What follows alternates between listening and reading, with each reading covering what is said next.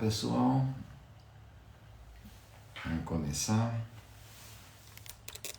Bom, logo cedo, estamos aqui com um pouco de frio hoje, mas prestes a começar. Olha só, madrugando, Eduardo Villalta.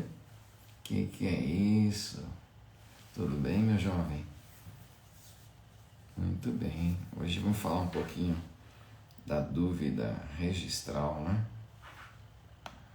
Vamos falar um pouco, vamos dizer algumas coisas aí para esclarecer as pessoas, né? E enquanto as pessoas entram, vamos só dizer um pouquinho a respeito do tema.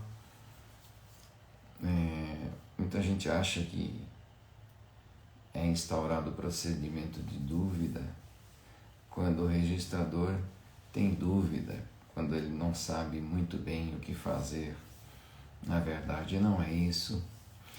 A dúvida é um questionamento levantado pelo usuário do serviço quando ele entende que não está correta a exigência do oficial.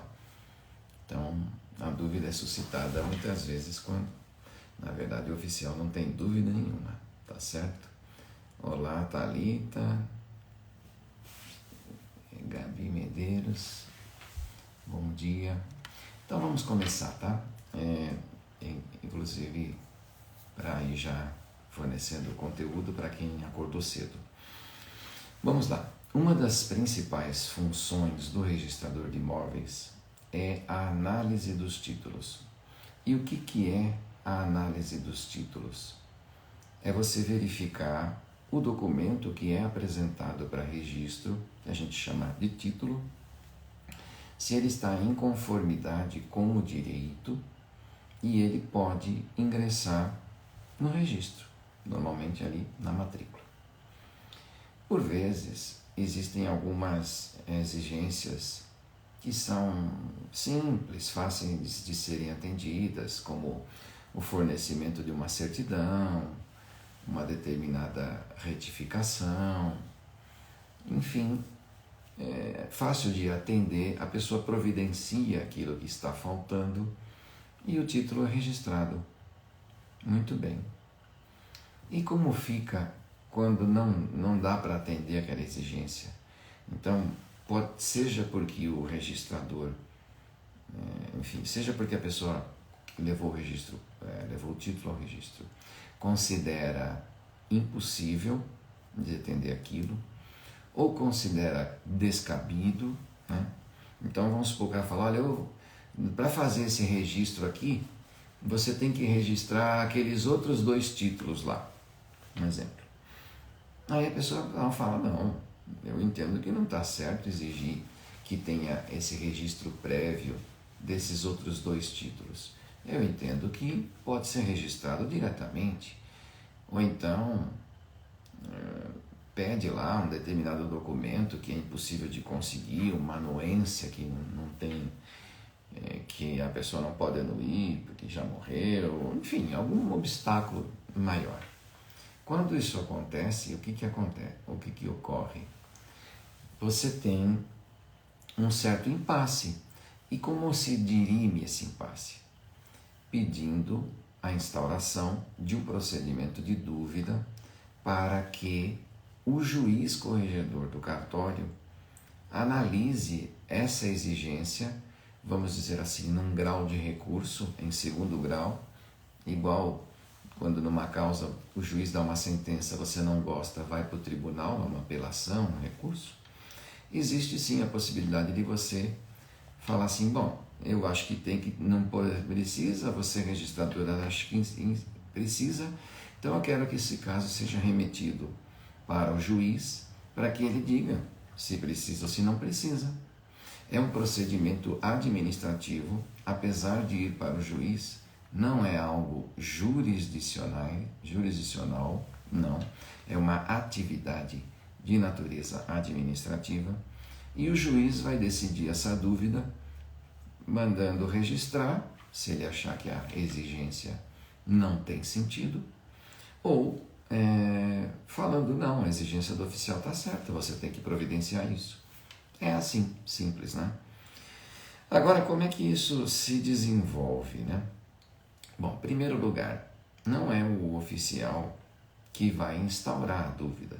Eu já até falei no início, ele não tem dúvida que, olá, Saito, ele não tem dúvida que não é o caso de se registrar sem o cumprimento daquela exigência.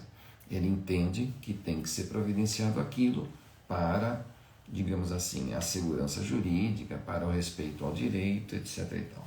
Bom, então quem se achar prejudicado com a exigência, quem não concordar com a exigência, vai requerer que seja instaurada a dúvida.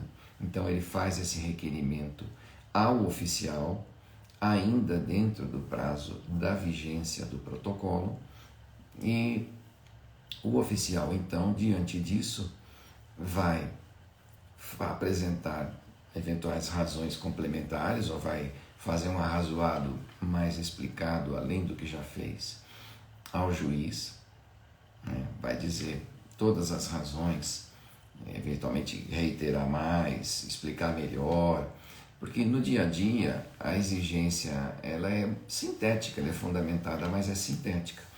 E se alguém entra com uma dúvida, pede a instalação do procedimento de dúvida, aí você pode detalhar melhor e, digamos assim, levar todas aquelas informações para o juiz. Vai então fazer o quê?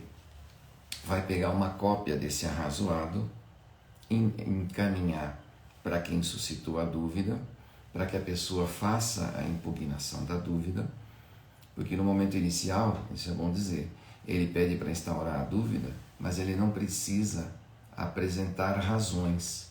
Ele só fala assim, olha, eu quero instaurar a dúvida.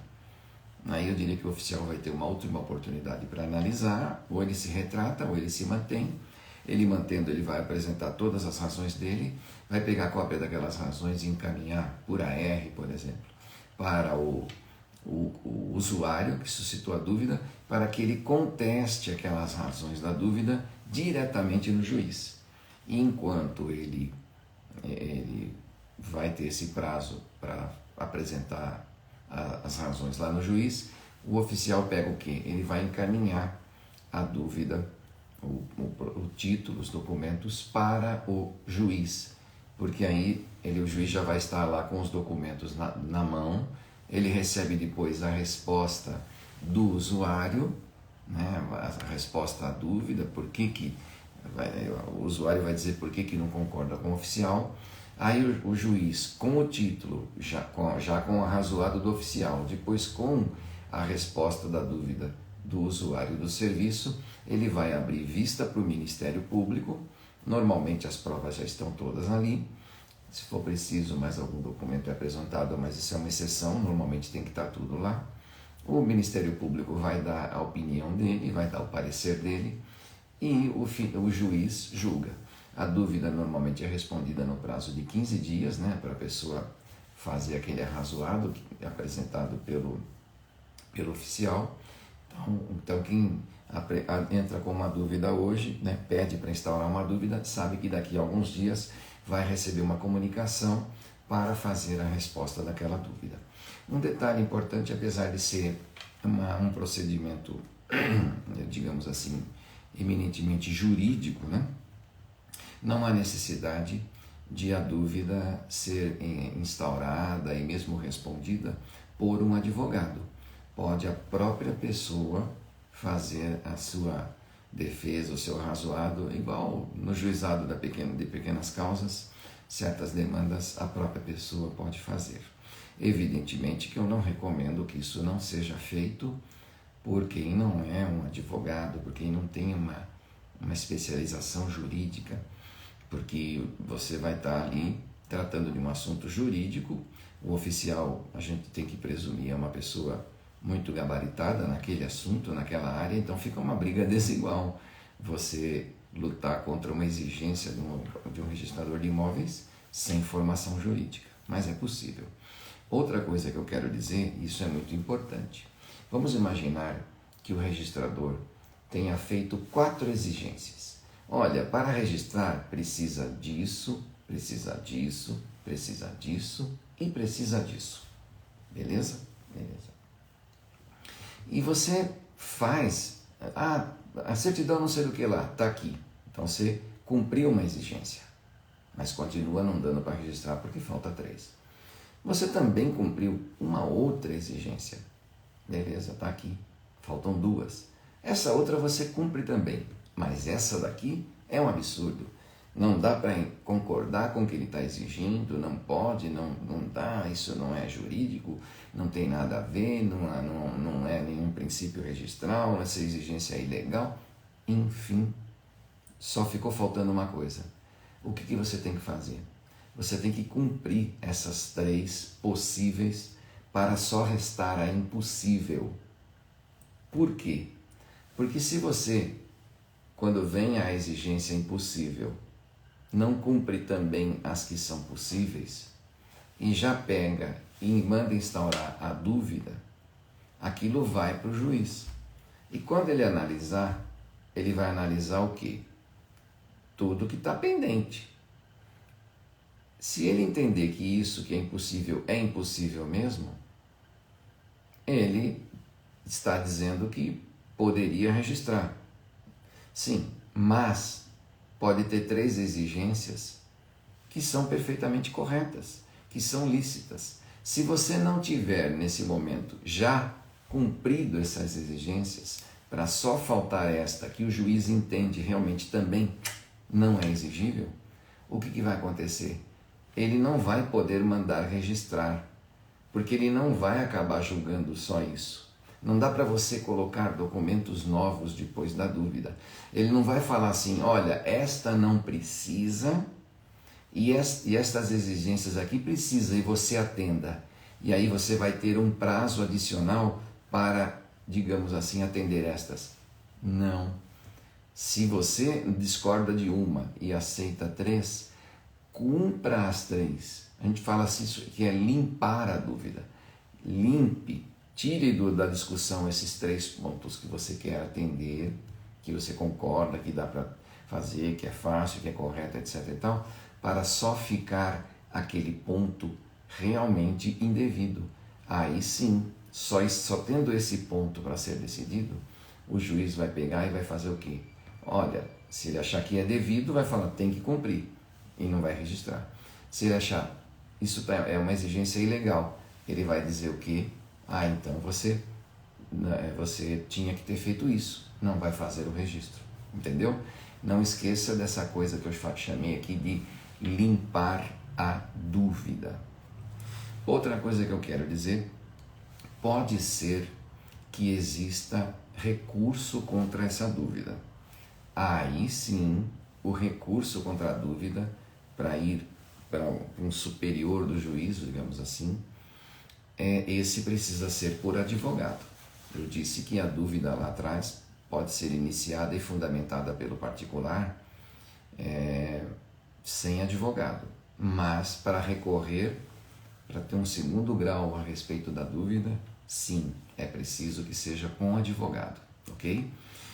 Embora, já disse e repito, é bom ter advogado desde o começo, porque ainda fica uma luta desigual entre as forças digamos assim, de conhecimento jurídico.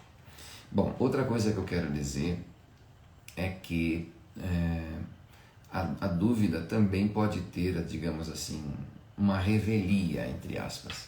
Como assim? A pessoa vai, oficial, eu quero instaurar a dúvida, faz lá um requerimento, é preciso um requerimento por escrito, simples, mas formalizado.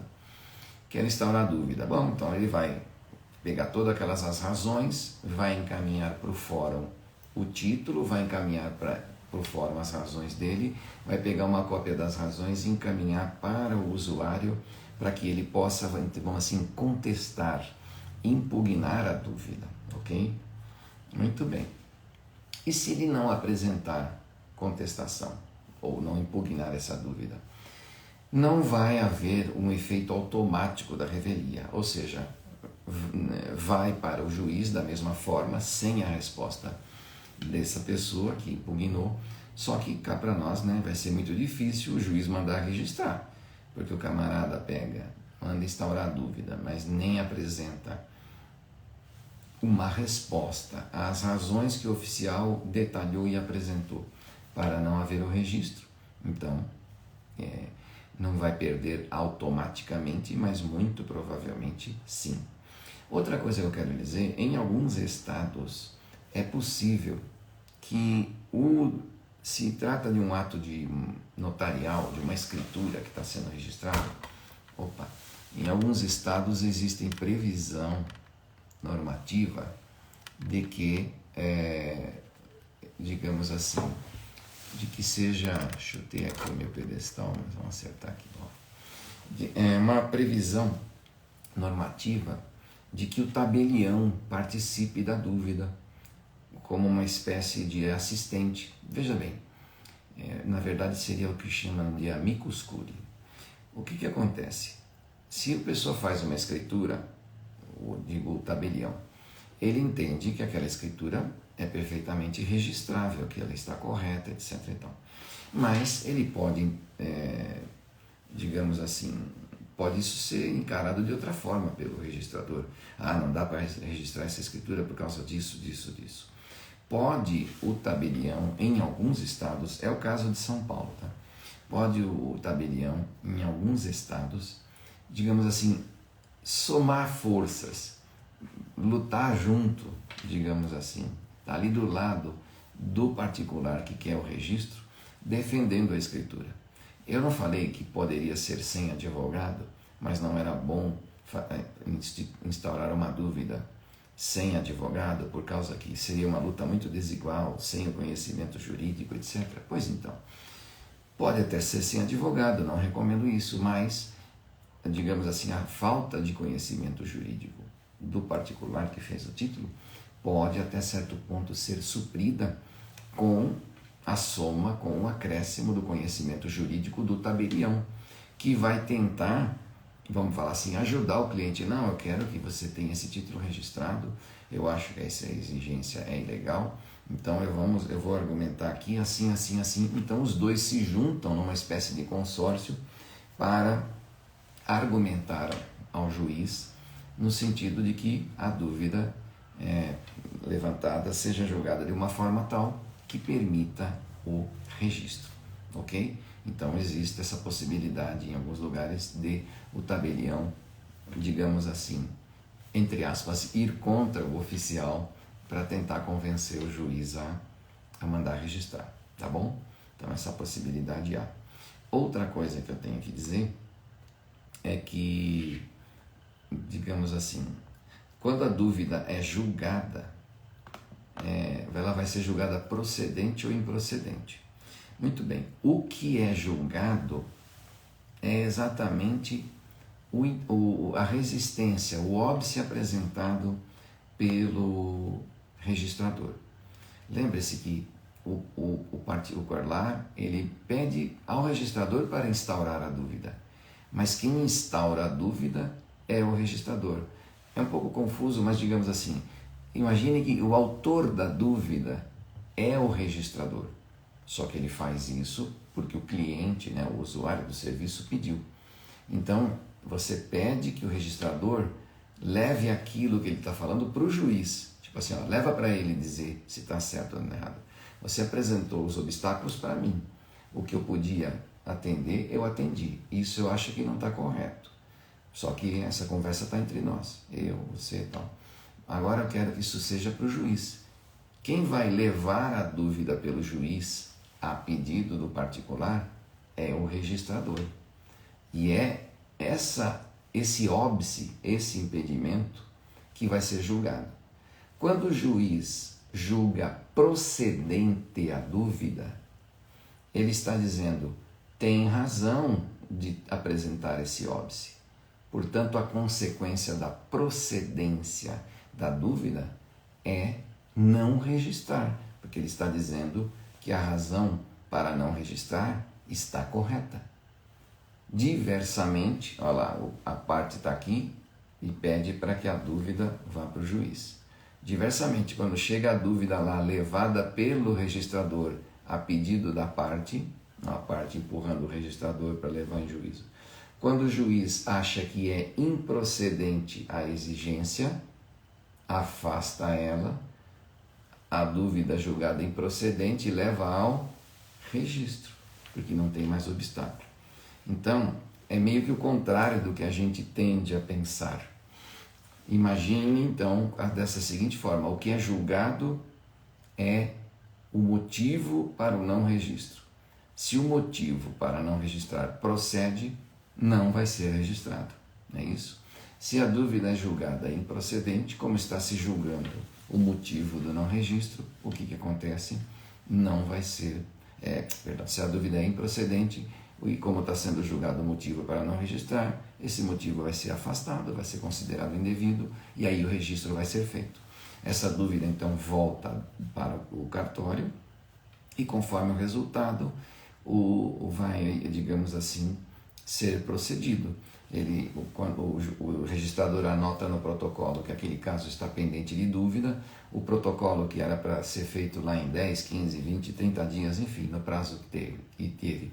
Esse prazo foi prorrogado, ficou esperando a solução da dúvida, ele volta e faz o registro, se assim determinou o juiz, ou então ele faz o cancelamento do protocolo, porque o juiz confirmou que não era para registrar. Tá certo? O fundamento legal para a dúvida está no artigo 198 da Lei dos Registros Públicos. Então, diz lá: havendo exigência a ser satisfeita, o oficial indica-la por escrito. Né? Ou seja, você faz as exigências e fundamentadamente diz para quem apresentou o título o que precisa ser feito. Não se conformando o apresentante com a exigência do oficial, ou não podendo satisfazê-la, né? Será o título a seu requerimento, com a declaração de dúvida remetido ao juiz competente para dirimi-la. Então, vai o oficial apresentar, ampliar aquelas razões, detalhá-las mais eventualmente, ou simplesmente reiterar o que foi dito, e aquilo vai para o juiz, enquanto a parte é intimada para responder aquilo. Ela responde, vista ao MP, eventualmente a participação do notário como amicus curiae, e em seguida é julgado, registra ou não registra. Não se esqueça de limpar a dúvida. Agora, só uma coisa, essa aí é a dúvida tradicional. Só que tem um outro tipo de dúvida que a rigor não está exatamente prevista na lei, mas ela é aceita. Chama-se dúvida inversa. Opa! O que é a dúvida inversa? Bom, vamos primeiro entender um pouco melhor a não inversa. Eu não falei que a pessoa apenas pede para instaurar a dúvida ao oficial, e o oficial é que instaura, fazendo lá o arrazoado dele, mandando cópia para a pessoa responder, e ele, o oficial, levando para o juiz. Digamos assim, o oficial ele é o autor da dúvida a pedido do usuário. Entendeu? O oficial não tinha dúvida nenhuma, vamos falar assim. Dúvida eu quero dizer assim, incerteza na cabeça. Ele estava convencido que não podia registrar. Quem está achando que pode registrar é o particular. Então o particular, vamos falar assim, aperta um botão. Esse botão no fundo é o quê? O requerimento para a instalação da dúvida. E esse botão faz com que o oficial, obrigatoriamente, se torne o autor da dúvida a pedido do usuário e leve isso para o juiz. Depois vem a resposta, né, a contestação, a impugnação da dúvida, e o juiz julga, ok? Mas tem vezes que a dúvida é apresentada diretamente ao juiz.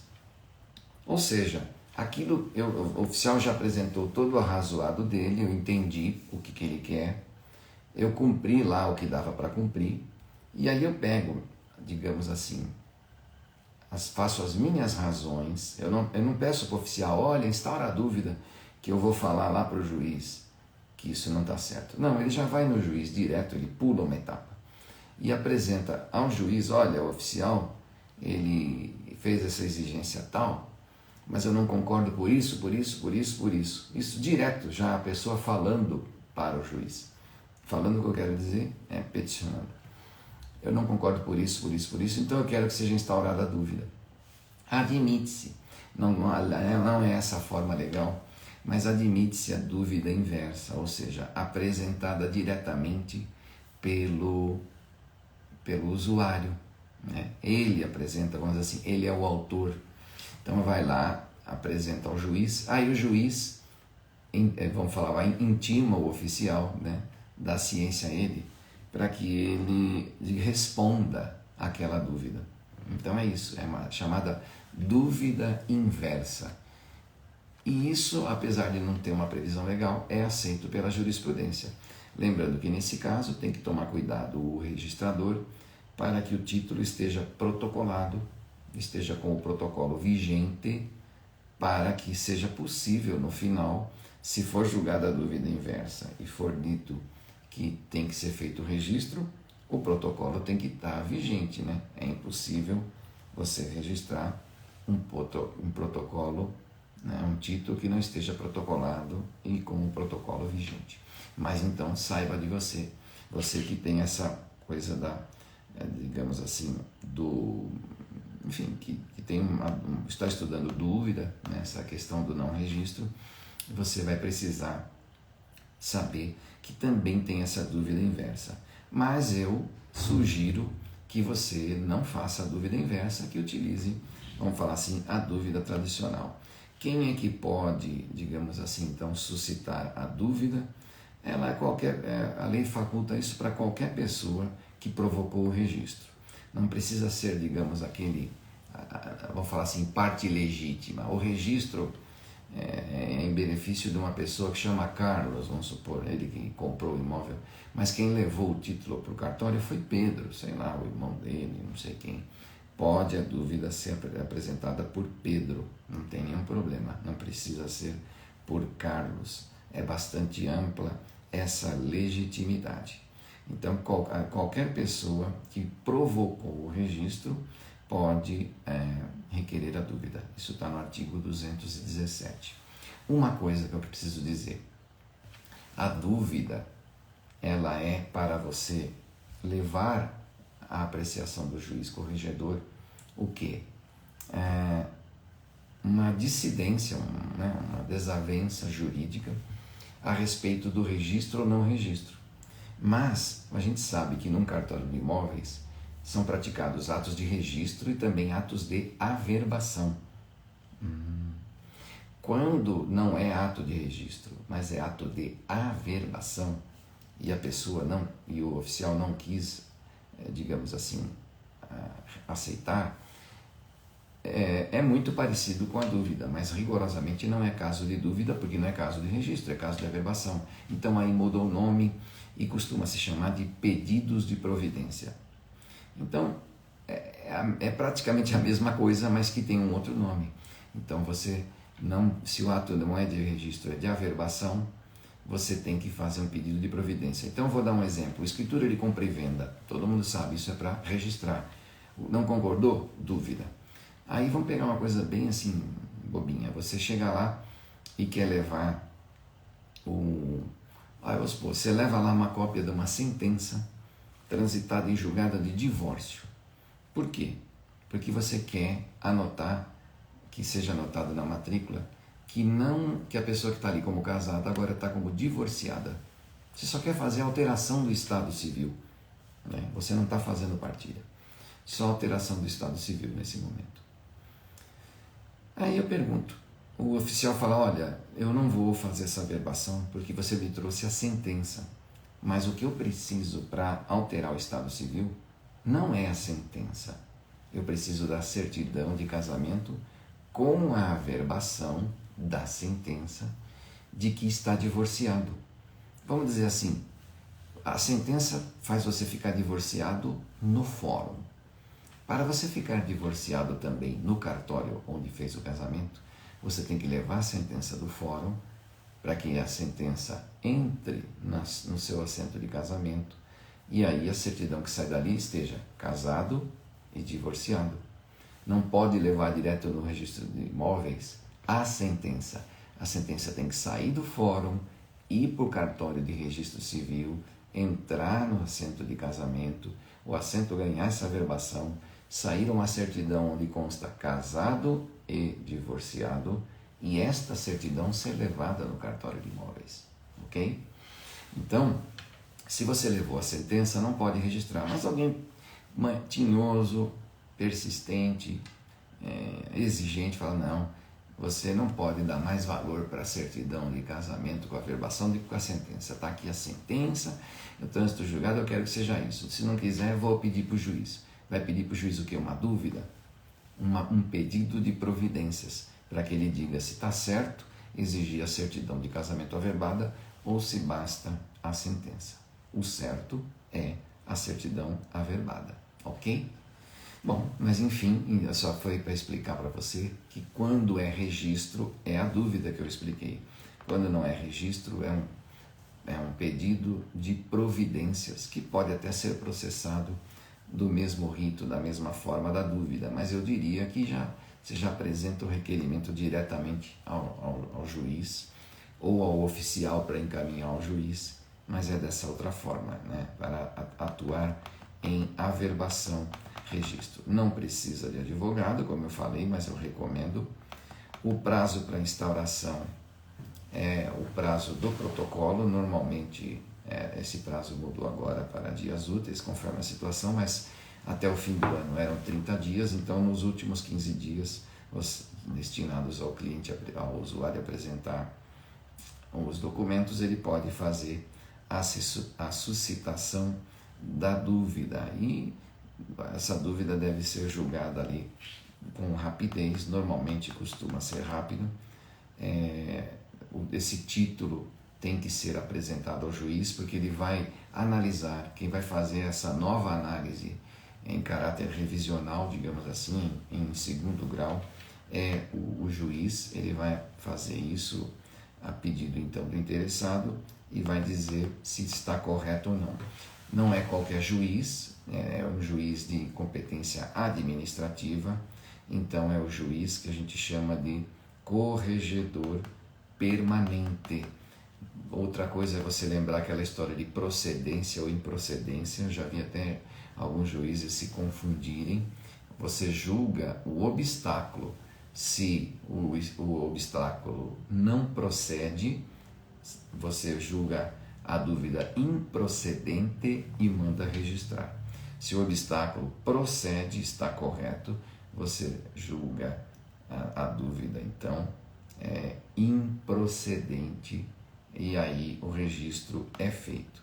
Essa decisão é administrativa, por isso que se você, digamos assim, perder o julgamento da dúvida e não conseguir fazer o registro, você vai ter a possibilidade de recorrer jurisdicionalmente, entrando até com uma ação. Aí já não vai ser na vara de registros públicos, o recurso não vai para o Conselho Superior da Magistratura em São Paulo, em estados às vezes isso vai para uma Câmara normal e vai ser julgado, vamos falar assim, jurisdicionalmente, e com, digamos assim, com esse julgamento você vai encontrar, vai ter uma decisão, digamos assim, cogente e que vai, digamos assim, eventualmente mandar que o registro seja feito. Então, por isso que a gente diz que a decisão da dúvida, a decisão administrativa, ela não faz coisa julgada. Não faz coisa julgada exatamente por quê? Porque não é um julgamento jurisdicional. Então, se você reclama para o oficial, pede para ele encaminhar para o juiz julga, você não gostou do que o juiz corregedor administrativo julgou, pede para recorrer, vai para o órgão superior administrativo, que em São Paulo é o Conselho Superior da Magistratura, ele julga, tudo bem, aí você não vai conseguir registrar, mas você pode, inconformado com isso, entrar com uma ação jurisdicional para que seja feito o registro. Isso é possível. Uma outra coisa, a gente já está se encaminhando para o final. Se você quiser mais detalhamento, quer estudar um pouco mais a respeito sobre o assunto, além de existirem aí vários vídeos no YouTube, eu não tenho nenhum específico para te recomendar, se você digitar no Google dúvida registral IRIB é o Instituto dos Registradores de Imóveis do Brasil, você vai encontrar um livro digital, digamos assim. Eu até abri aqui a tela, deixa eu tentar mostrar. Essa seria a capa do livro.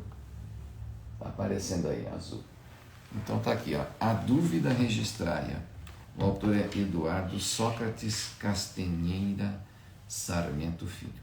É um livro gratuito, um PDF, e ele detalha, tem até modelos aqui, ele detalha, digamos assim, sobre a dúvida registrária, e só para ver aqui o índice, ó, introdução, natureza jurídica, legitimidade, dúvida inversa, cabimento de mandado de segurança contra ato do oficial, eu não falei isso, não cabimento de tutela antecipada, não falei, competência de juízo em caso de interesse da União, dúvida decorrente de ordem judicial.